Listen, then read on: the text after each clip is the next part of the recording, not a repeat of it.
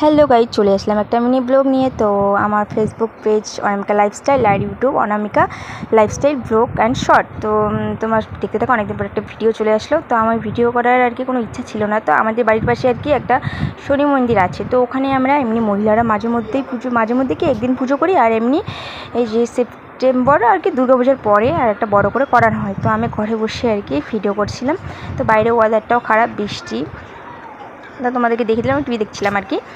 তো দেখতে থাকো ভিডিওটা লাস্ট অবধি, কী হয় না হয় দেখতে থাকো। A few moments later.